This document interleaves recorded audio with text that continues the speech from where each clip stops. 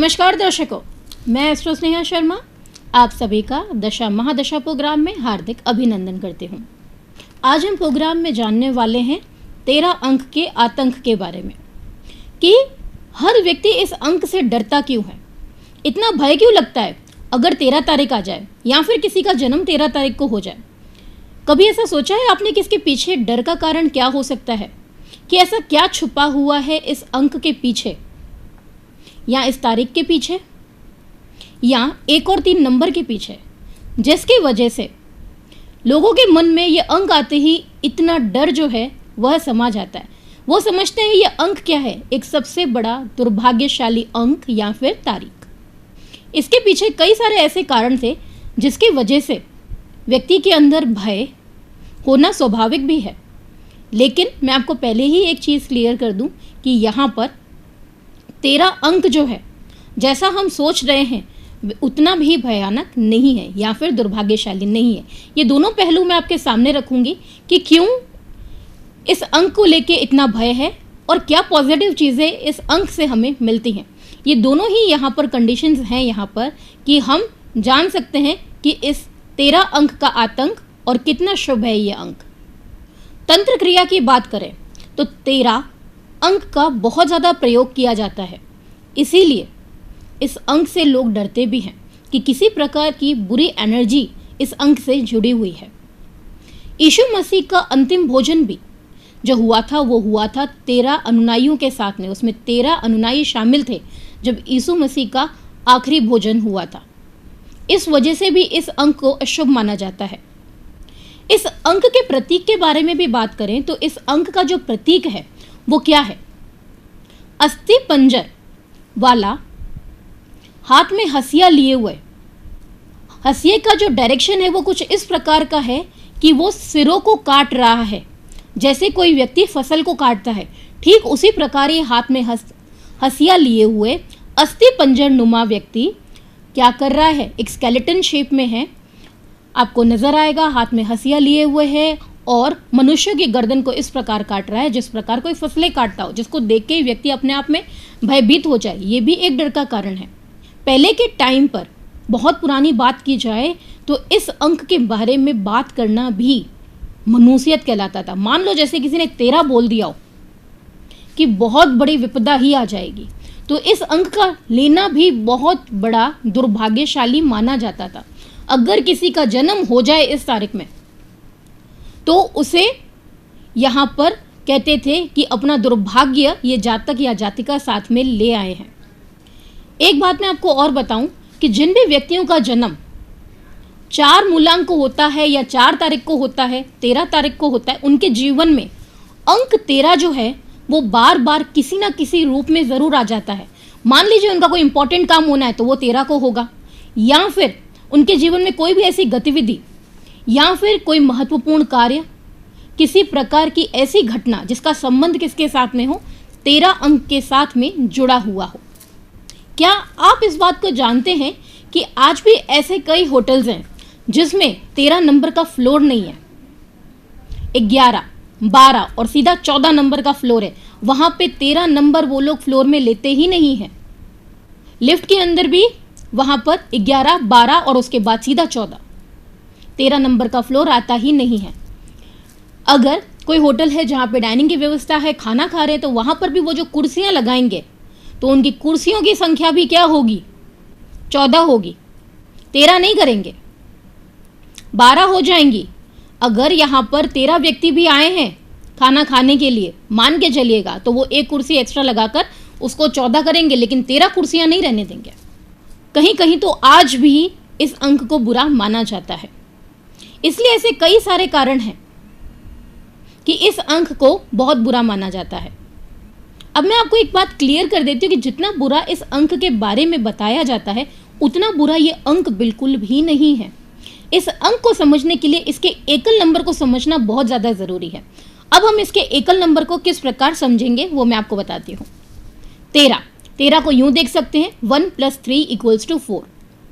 तो जो भी मूलांक 4 से प्रभावित होगा उस व्यक्ति को हमेशा गलत समझा जाता है। लोग उन्हें हमेशा ही गलत समझते हैं, उसके विचारों को, उसके बोलने के तरीके को हमेशा गलत समझते हैं। क्यों? क्योंकि स्पष्टवादी होते हैं। जो व्यक्ति स्पष्ट बोलने वाला होगा, सत्य बोलने वाला होगा, क्योंकि सत्य तो हमेशा क्या होता है? कड़वा ही होता है। तो हर इंसान ऐसे सत्य को डाइजेस्ट नहीं कर सकता जो क्या हो? कटु सत्य हो, यानी कड़वा सच हो।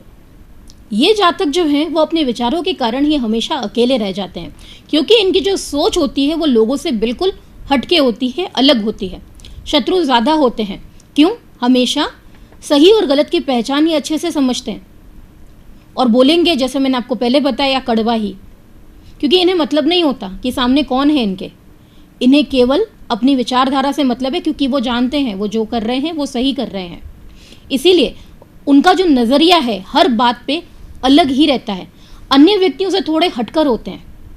काम भी थोड़े इनके अलग ही होते हैं। जहाँ जो काम दूसरे लोग करते हैं वो ये काम कभी नहीं करेंगे।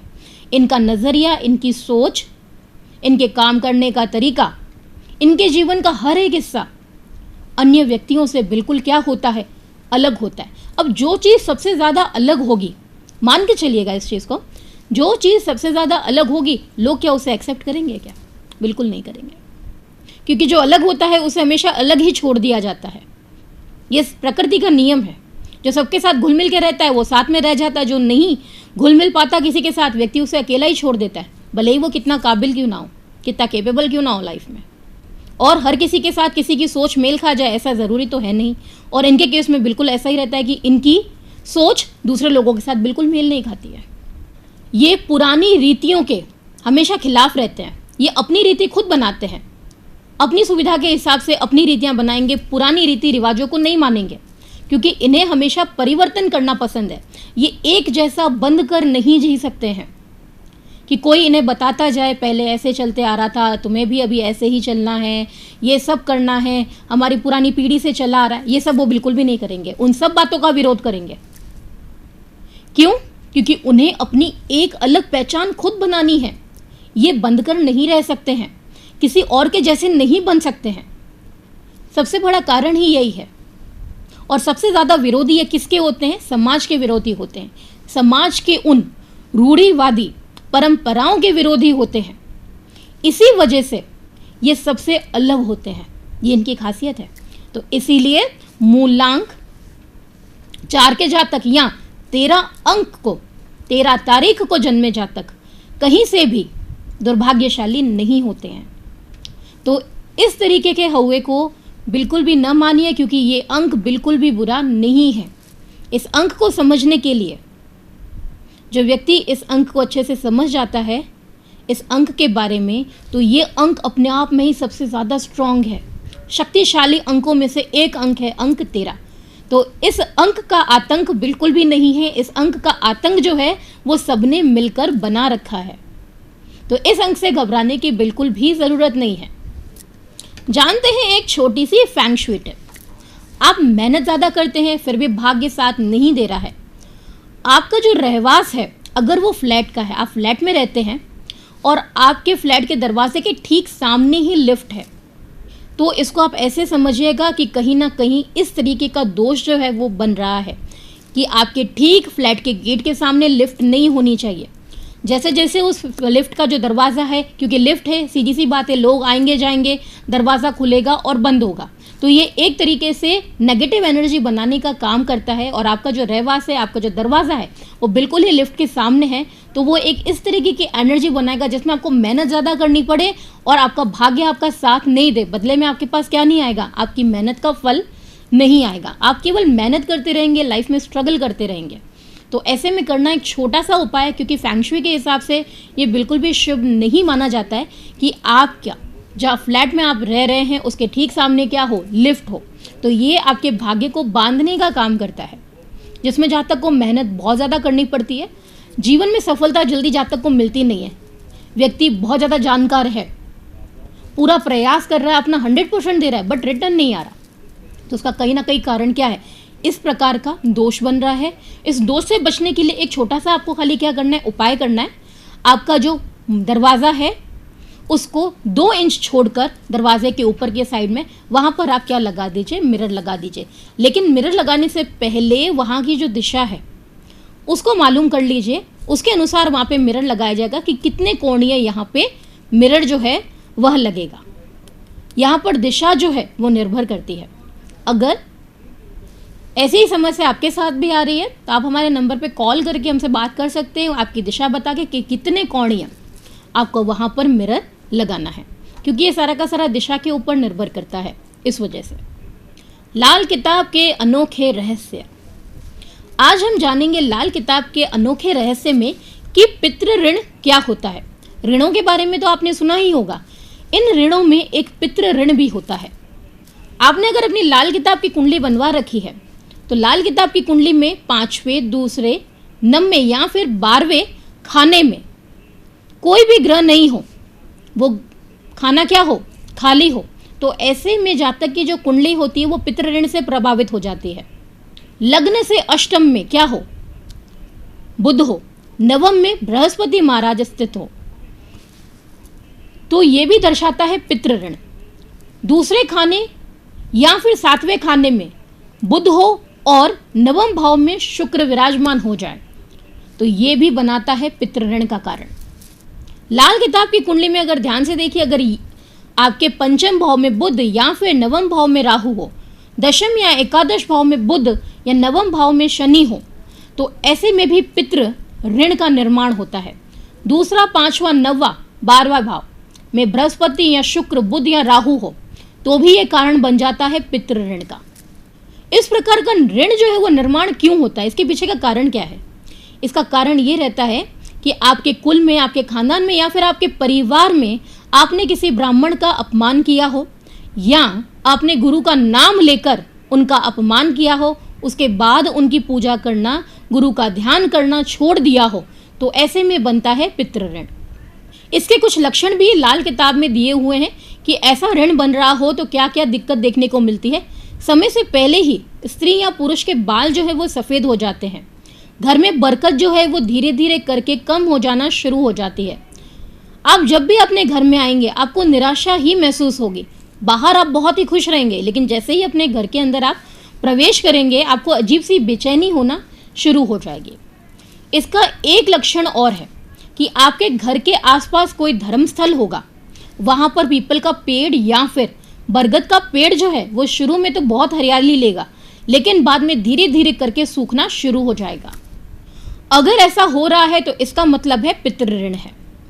इससे संबंधित उपाय आप अपनी लाल किताब की कुंडली बनवा कर जान सकते हैं कि अगर इस प्रकार की समस्या हो रही है आपके साथ में और पितृ ऋण है अगर, तो इससे संबंधित क्या उपाय करने चाहिए। उसके लिए आप हमसे जो नंबर डिस्प्ले हो रहा है हमारी स्क्रीन पे उस पर कांटेक्ट करके आप हमसे अपॉइंटमेंट ले सकते हैं। आप अपनी लाल किताब की कुंडली भी हमसे बनवा सकते हैं, जिससे ये आपको क्लियर हो जाए आपको क्या क्या उपाय करने हैं और लाल किताब के अनुसार क्या क्या समस्याएं हैं आपके जीवन में, वो सारी की सारी सारणी लाल किताब के अंदर आ जाती है कि क्या क्या किस समय में कौन कौन सी परेशानियां आपको देखने को मिलेगी, उससे संबंधित उपाय।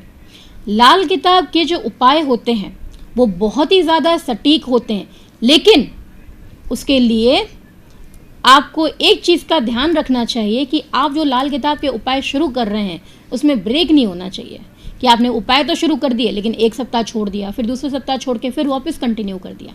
अगर आप लगातार जैसे उपाय दिए हुए हैं आप वो उपाय शुरू कर देते हैं तो निश्चित रूप से आपकी जो समस्या है वो जल्द से जल्द खत्म हो जाएगी, क्योंकि लाल किताब के उपाय जो है वो बहुत ही तेज़ी से काम करते हैं। अब हम बढ़ेंगे अपने प्रोग्राम में आगे और जानेंगे कैसे बीतने वाला है हमारा आज का दिन, क्या कहते हैं हमारे आज के सितारे। मेष राशि। मेष राशि वालों, माता के स्वास्थ्य का रखना है ध्यान। आर्थिक मामलों में लेन देन करने से बचना है, नहीं तो दिया गया धन फंसने के चांसेस बहुत ज़्यादा हैं। वृषभ राशि। संतान के साथ में वैचारिक मतभेदताएं उत्पन्न हो सकती है। संतान कुछ ऐसी डिमांड्स कर सकती है आपके साथ में जो उनके अनुकूल नहीं है, लेकिन आपको उनको समझाना पड़ेगा कि यह जो वो डिमांड्स कर रही है आपके साथ में वो बिल्कुल भी अनुकूल नहीं है, नहीं तो वो आगे चल के काफ़ी भारी समस्या में फंस सकते हैं। गर्भवती महिलाओं के लिए सतर्कता बरतने का दिन है। मिथुन राशि। शत्रु पक्ष जो है वो आपकी छवि को खराब करने का पूरा प्रयास करेंगे, लेकिन आपका जो आज प्रभाव है वो अधिक रहने वाला है, आपका कुछ भी वो बिगाड़ नहीं पाएंगे। मामा पक्ष के साथ में आज आपको शुभ समाचार प्राप्त हो सकते हैं, जिससे आपका मन जो है वो प्रसन्नचित्त आज पूरे दिन बना रहेगा। कर्क राशि, जीवन साथी के साथ जो अनबन चल रही थी वो दूर होगी। व्यापार में साझेदारों के साथ में आज मतभेदता उत्पन्न हो सकती है। काम को लेकर, भतीजे के विवाह संबंधित मामलों को लेकर गति प्राप्त होगी। सिंह राशि, ऐसा कोई भी कार्य ना करें जो आप कानून के विरुद्ध हो। ससुराल पक्ष से आज कोई अशुभ समाचार प्राप्त हो सकता है। रुके हुए कार्यों को गति मिलेगी। यात्रा करने का सोच रहे हैं तो दिन अनुकूल है। कन्या राशि, यात्रा के लिए समय शुभ है। रुका हुआ धन प्राप्त होगा, लेकिन थोड़ा सा प्रयास आपको करना होगा। लोन के लिए आपने अप्लाई किया है तो उसमें थोड़ी सी दिक्कत आपको महसूस हो सकती है। तुला राशि, बिजनेसमैन के लिए नए ऑर्डर्स व नए एग्रीमेंट्स बनते हुए यहाँ पर नजर आ रहे हैं। मित्रों का पूर्ण रूप से सहयोग प्राप्त होगा। भाइयों को साथ में आज प्रॉपर्टी को लेकर यहाँ पर अनबन हो सकती है। वाद विवाद की मामला जो है वो कोर्ट कचहरी तक भी पहुंच सकता है। वृश्चिक राशि, सामाजिक समारोह में भाग ले सकते हैं। पिता के कार्य से जो व्यक्ति जुड़े हुए हैं उनके लिए आज दिन जो है वह शुभ नहीं है। व्यापार में किसी प्रकार का नुकसान यहाँ पर दिख रहा है। धनु राशि, नेत्र संबंधित समस्या यहाँ पर नजर आ रही है, इसीलिए लापरवाही ना बरते अपनी आंखों को लेकर।